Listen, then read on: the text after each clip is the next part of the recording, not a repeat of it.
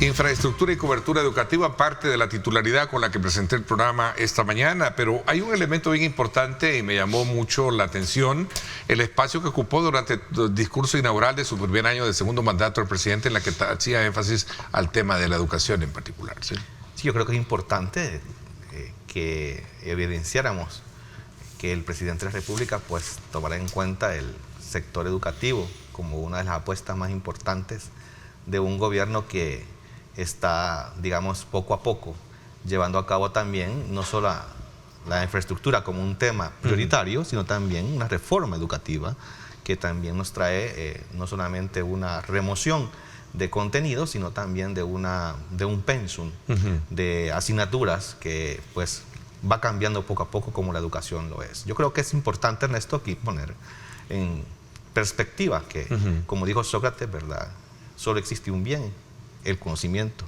y solo existe un mal, la ignorancia. Yo creo que los colegios privados hemos estado trabajando todo el tiempo por este, digamos, afán de que el conocimiento se apodere de nuestro sistema y que sea pues el bien por el cual vamos a caminar para el éxito del país. Por supuesto, una población más despierta como tal. Exacto. Bien, sea Cetino. No podía ser de otra forma la intervención porque hay un problema nacional y es la infraestructura. La infraestructura de la escuela pública llegó a su fin por el abandono que se ha venido haciendo de la misma por años y años. A nosotros se nos ¿Viene de años? Exactamente, exactamente. Esto tiene 15, 18, 20 años. A ver, nosotros siempre hemos pedido auxilios, pidiendo que se nos reparen o que se nos mejoren las condiciones de trabajo. Y hemos sido criticados por eso. ¿Qué es lo que ha sucedido? Que se dejó el problema, no se atendió adecuadamente y hoy tenemos un colapso de la infraestructura de la escuela pública. Ante la dimensión de esta problemática, hoy hay que correr. Y uno dice, bueno, proponerme una meta de 2 escuelas por día en periodo de invierno también es un poco es agresiva la meta. Es desafiante, ¿no? Claro. Pero, si usted recuerda antes, nosotros invitábamos a la prensa a que tomara fotos de las escuelas. ¿Por qué? Porque nosotros estamos claritos que problema que no se hace público no es problema. Y lo que pedíamos era ayuda. Y nos decía la administración anterior, ustedes solo van a tomar fotos en las escuelas que están destruidas. ¿Por qué no toman fotos en las escuelas que están recién construidas? Es que no necesitamos ir ahí porque están en condiciones adecuadas. Porque a mí y a mi organización y a los maestros en general no les interesa elevarle el perfil a ningún funcionario ni a ningún gobierno, sino que se los proporcionen las condiciones adecuadas para el proceso de enseñanza. ¿Hay algún censo de cuántas escuelas más o menos son las que están en infraestructura o son escuelas nuevas? ¿Infraestructura mala o escuelas nuevas? Yo creo que el Ministerio de Educación, a través de su gerencia o unidad de infraestructura, debe tener muy claro cuáles son las escuelas que deben intervenirse inmediatamente, porque mire... Porque hay de escuelas a escuelas que exactamente, están dañadas. Mire, yo trabajaba en una de las escuelas más grandes de Santa Tecla y esa la intervino la administración anterior. Esa escuela no necesita nada ahorita y es una de las escuelas más grandes. Entonces, lo que sucede es que es la escuela del área rural la que se ha dejado más en el abandono, y las escuelas que atienden a estas comunidades urbanas marginales. Pero mire, por lo que dice Javier, es cierto, es que en la posguerra se llevó la escuela a la comunidad. Eso es lo que pasó. Se abrieron escuelas por todos lados. Pero es que era una meta del milenio, el objetivo del milenio, cómo elevar la cobertura educativa, y se elevó. Se llegó al 94, 93%. El problema es que hoy se están, como decimos, fusionando escuelas también. Eso va un poco tiene que ver con que hay menos población, ¿verdad? Somos uno de los países que tiene un promedio de 1.7% de natalidad. Entonces, eso también nos está generando problemas. Pero nosotros creemos que el Ministerio de Educación ahora debe de hacer una intervención a la escuela pública que en realidad lo necesita. Debe priorizarse. Sí. No es ir a reconstruir o a intervenir por intervenir. Es que hay escuelas que ya no pueden, ya es un riesgo que los maestros y los alumnos entren a ella. Por consiguiente, hay que hacer una priorización. A nuestro entender, quizás hay habrán algunas 500 y más escuelas, unas 550 escuelas que requieren intervención inmediata, porque de lo contrario, este invierno las puede cerrar por completo y los estudiantes van a tener que ir a buscar dónde recibir sus clases. Así la situación. A la par de una buena escuela, de una buena infraestructura, que es la apuesta que se está haciendo, está el tema de una buena educación. Y esto pasa por una reforma de la cual contigo hemos hablado. Y vamos a hablar también, corriendo en el tiempo, con el tema del profesor, del docente, ¿no? Digamos que hay lo más palpable, lo más visible, lo más evidencial es la infraestructura, porque la ves.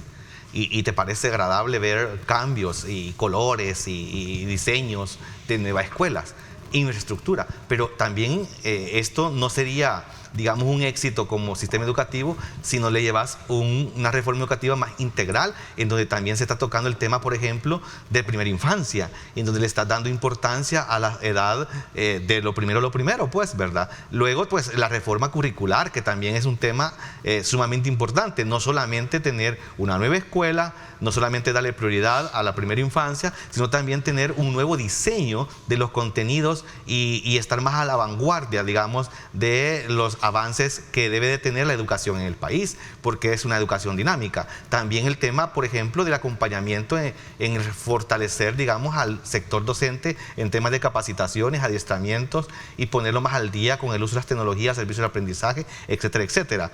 Hay ahí también otros temas importantes que tienen que ver también con que el sistema educativo, con la reforma educativa Mi Nueva Escuela, tenga también el poder del gran cambio en el sistema educativo para poder llevar también, digamos, aquellos mejores esfuerzos por la mejor cobertura educativa, por retener al alumno que ya tenemos instalado en el centro educativo y también por hacer llegar aquel número que hemos hablado aquí tanto, Ernesto, contigo, de los alumnos que están fuera del sistema y también parar el índice de estudiantes que se nos van del país y que perdemos nuestro capital académico ya formado en nuestro sistema educativo. A ver, Ernesto, el tema educativo, el problema educativo tiene varias aristas. Y la infraestructura es una arista crítica. De acuerdo, pero ahí está siendo tratada. Esperemos exacto, que ahora sí. Pero a lo que no se le ha puesto atención, porque no se ha hecho ningún anuncio, es al sector docente. Como decía Javier, es que de nada sirve tener una escuela en buenas condiciones, ¿de acuerdo? Sí. Tener una reforma curricular si no atiendes el alma del proceso educativo que es el docente. ¿Y esta figura del profesor del milenio que hoy? Es que aquí se hace, como decimos, mucha propaganda sobre cosas que en realidad un pedagogo... No, perdón, el quinquenio del profesor, creo pero que... eso no se observa en lo absoluto. Por ejemplo, el sector docente vive una profunda crisis hoy por hoy en 4 ejes. 1, la economía. 6 años, Ernesto, de que nuestros salarios no se revisan, cuando la ley mandata que hay que hacerlo en periodos no mayores de 3 años. Ya vamos a cumplir 6 años. ¿Se imagina cómo estará la economía de un profesor después de 6 años de que su salario está estático? Bueno, ya se anunció el aumento del salario mínimo. ¿Y los maestros qué? Segundo problema, el problema de salud. Pero tienen el escalafón. Sí, pero el escalafón para los maestros, ¿sabe qué es? ¿Sabe qué significa? $374 en 25 años. Está hablando usted de para ponérselo en números, 0.03 centavos diarios. Ese escalafón es un escalafón diseñado hace años para mantener a los maestros en absoluta pobreza. Este estancamiento de la economía, de los salarios, está llevando a la muerte nuestro programa de salud. Ese es el segundo eje de la crisis docente. Si usted se va a parar ahorita a un policlínico, a cualquier policlínico, donde pasan consulta a los profesores, el médico le receta 3 o 4 medicamentos. Si tiene suerte, le dan 1.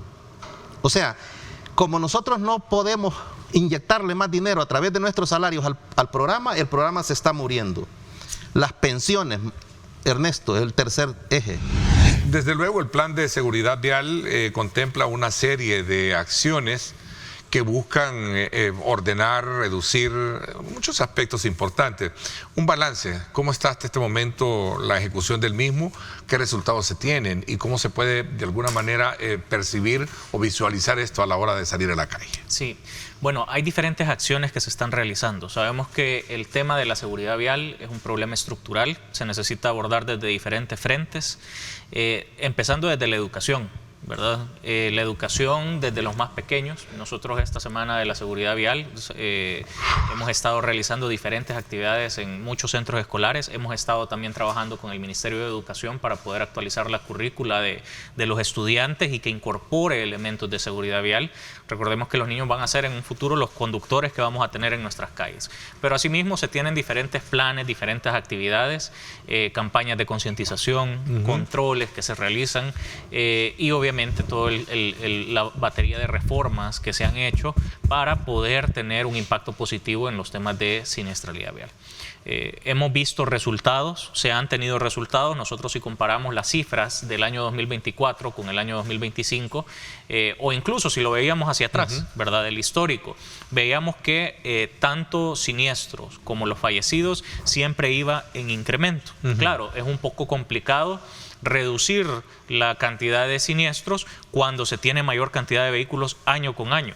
Todos los años el parque vehicular crece un aproximado del 8%. 8%. 8%. Esto básicamente es decir... Algo que no se puede parar, viceministro. Se pueden tomar políticas que pueden llegar a frenarlo un poco, pero también no se puede parar. Uno no puede negarle el derecho de tener un vehículo. Exacto, uno no le puede negar el derecho a una persona de comprar su propio vehículo. Eso no se puede hacer, pero obviamente ese incremento en el parque vehicular, en la cantidad de vehículos, genera una presión también en el tráfico, genera una presión también en la cantidad de conductores, en la cantidad de vehículos que pueden tener. Demanda de infraestructura, de la cual todos nos quejamos a la hora de decir esto es insoportable, pero el tema es que la infraestructura no da abasto precisamente por la cantidad de vehículos que andan en la calle, ¿no? Claro, y realmente o sea, algo bien se paradójico. están realizando diversas obras. Hay múltiples pasos a desnivel, carreteras, bypass, que se están construyendo, se están ampliando, pero obviamente también siempre se genera esa presión que menciono con ese crecimiento del parque vehicular. Cuénteme un poquito sobre cuál es el resultado de las medidas que a nivel de ley, a nivel del reglamento y la reforma se hicieron para poder minimizar e impactar en esto. En el tema de educación específicamente, y yo creo que es importante o de coerción, porque a veces también, o sea, o nos formamos, o nos educamos, nos disciplinamos a partir de lo exigente que es la ley, ¿no? Hay dos motivadores importantes. Uno puede ser por el lado de la fiscalización y otro por el lado de la educación. Si lo vemos por el lado amable, por el lado de la educación, si lo vemos por el lado amable, pues está la educación y tenemos esa currícula que menciono que con el Ministerio de Educación se ha estado trabajando para que los niños también reciban esos temas de educación vial. Y es importante que los niños sepan, que los niños entiendan cuáles son esas reglas para poder moverse en la calle. Muchas veces pensamos, ellos son los que en un futuro van a manejar, pero no, también cuando llegan a su casa, cuando está manejando mamá, papá, ellos también les dicen, mira, eso no se tiene que hacer, o ya le reclaman también, mira, ¿y por qué te pasaste el semáforo en rojo? Ellos también pueden ser actores que generen un cambio ya también en sus padres. Pero también hemos implementado acciones un tanto más coercitivas, como es el hecho de fiscalizar debidamente las escuelas examinadoras y las escuelas de manejo. Supimos pues de este operativo que se hizo de todas esas escuelas que estaban involucradas en una red de corrupción, vendiendo licencias de conducir a personas que no tenían ni las aptitudes, ni el conocimiento, ni tenían que haber obtenido ningún tipo de licencia nunca. Pero estas personas lo hacían y obtenían esa licencia porque pagaban, ¿verdad? Sobornaban, porque... Y una vez desmontado todo eso, ¿se logró curar el cáncer? Nosotros hemos desarticulado por completo la estructura, por eso tomó un año también la investigación. Es algo que se pudo haber hecho antes, pero siempre hubieran quedado residuos o rezagos de esa estructura. Pero creo que más allá de lo que es el plan, importante es conocer cuáles son la acción contingencial que se tiene para situaciones cuando se presentan grandes congestionamientos, especialmente en el tema de las grandes obras que se están llevando a cabo en la zona de Los Chorros, viceministro. Sí, bueno, es una situación que obviamente ya está bastante controlada porque ya está habilitada la carretera. Sí. Digamos que en ese sentido el tema de los contenedores, yo sé que fue criticado, pero realmente ha sido una medida que ha servido muchísimo para poder trabajar de manera ágil y de forma tranquila, sin preocuparse por el flujo vehicular. Recordemos que las obras tienen que seguir avanzando para poder resolver el problema. Sí. Y pues también esa barrera de protección temporal que se ha puesto permite que los camiones, que los tractores puedan desalojar material, retirarlo e incluso arrastrarlo hacia la orilla sin preocuparse de que este vaya a afectar a algún vehículo. Pero además de eso, bueno, se implementaron diversas acciones cuando se tuvo el cierre y esto para poder agilizar un poco más el tema del tráfico vehicular. Una de las principales que se tomaron fue la modificación de las rutas de transporte. Esto porque sabíamos que había alrededor de 86 rutas que estaban circulando por la carretera de Los Chorros y que necesitaban tener una vía alterna para poder llevar a las personas. Además de eso, implementamos ya tiempos de emergencia para los corredores alternos como el Constitución, la carretera que es Altepeque, sobre todo el Constitución por el tema de los semáforos. Ya recordemos que también, a pesar de que no tenemos ya el centro de monitoreo permanente, entonces está en ejecución todavía, pero ya están funcionando todos los dispositivos, todo el sistema que controla los semáforos, que controla todo el tema de fotomultas, que controla todos los temas que vinimos a implementar con el proyecto de semáforos inteligentes y fotomulta. Y esto nos permite poder controlar los semáforos en tiempo real. Sin necesidad de ir a programar en campo el semáforo, desde la computadora se puede hacer una programación de emergencia y no solamente de una intersección, se puede programar un corredor completo. ¿Sí? Y eso es precisamente lo que se hizo, pero sobre todo una motocicleta. Una motocicleta no tiene todos los elementos protectores que tiene un carro para que una persona pues no se vea tan afectada si tiene un choque. Ahí el motociclista absorbe el golpe directamente con el cuerpo y solamente tiene un casco para protegerlo. En ese sentido, también se han hecho reformas para que los cascos que se utilicen cuando uno es motociclista, pues sean cascos certificados, cascos que verdaderamente le van a proteger de una lesión. Y sobre todo en la cabeza, ¿verdad? Pero eso es por la seguridad de él, pero yo cuando hablo que ponen en peligro no solo la vida de ellos, sino que también el riesgo de que uno cometa el accidente por el abusimiento que hacen. Sí, por supuesto. Y ahí también entra el tema de desconocer esas prácticas seguras. Pero se han estado realizando esfuerzos también para implementar un plan de seguridad vial de motociclistas. Incluye todo el tema de cascos. Hemos tenido también sesiones de capacitación con diferentes sectores de motociclistas, incluyendo deliveries, porque estos también pues, se prestan a un riesgo importante si están cometiendo prácticas indebidas o por llevar caliente una comida están queriendo ir demasiado rápido, pues ahí también es donde ocurren accidentes, ¿verdad? Pero todas estas son acciones que se han estado realizando. Obviamente es importante hacer ese llamado a la población de la responsabilidad que conlleva. Sí, ¿Qué experiencia se sacó de ello? Bueno, es algo que año con año nosotros hemos venido aprovechando para realizar actividades lúdico-educativas en los centros escolares y se visitan diversos centros escolares en el país. Nosotros, esto es algo que quizás no se conozca mucho, pero nosotros tenemos el Parque de Educación Vial. Básicamente es armar una ciudad, armar calles en miniatura para que niños y niñas puedan simular que están en la calle, manejando, cruzando la acera, caminando por la acera, cruzando la calle, y esto les permite también, bueno, además de que están jugando, están realizando actividades que les permite educarse en cuanto a seguridad vial. Este parque vial, normalmente nosotros tenemos un complejo donde llegan los centros escolares, pero este parque vial lo movemos a los diferentes centros escolares también, hacemos un parque móvil y hemos estado haciendo actividades junto con Fovial también, junto con el FONAT, para poder realizar ese tipo de actividades lúdico-educativas y que los niños puedan aprender también temas de seguridad vial. Tenemos también esta semana vamos a empezar haciendo esas actividades con nuestro parque vial en diferentes plazas públicas para que la población también lo tenga como una opción y quiere llevar a los niños a hacer algo, pues también lo va a tener en diferentes plazas públicas.